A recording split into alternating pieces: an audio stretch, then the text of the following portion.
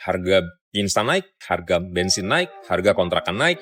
Tapi masalahnya, apakah gajimu naik? Jawabannya nggak secepat itu dan belum tentu. Ini bukan perasaanmu aja, ini emang real terjadi dan inilah yang namanya inflasi. Jadi bro, setiap tahun di Indonesia nih, kenaikan harga barang dan jasa kurang lebih sekitar 3-5% per tahun. Kedengarannya mungkin kecil, nggak besar ya, tapi coba kita lihat lebih jauh deh. Kita coba asumsikan nih, per tahun 4% selama 10 tahun ke depan kenaikan harga barangnya.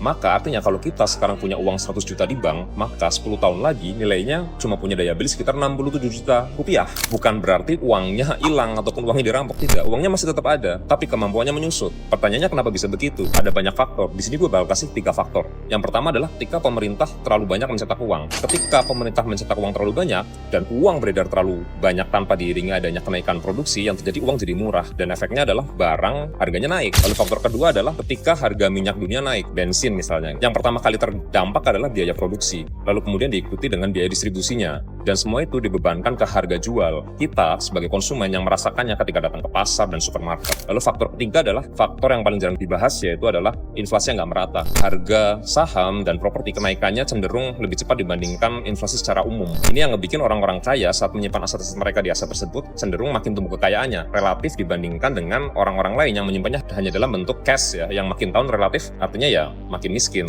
Dengan mengetahui semua faktor-faktor tadi itu, sebenarnya bukan untuk menakut-nakuti kita, tapi justru adalah kunci jawaban. Gimana caranya agar kita tidak terhindar dari inflasi, pajak tersembunyi sekaligus pencuri terbesar yang mencuri uang dari dompet kita setiap malam tanpa pernah kita sadari. Dan solusinya adalah dengan cara mengalokasikan aset kita ke aset-aset yang return-nya melebihi dari angka rata-rata inflasi tahunan.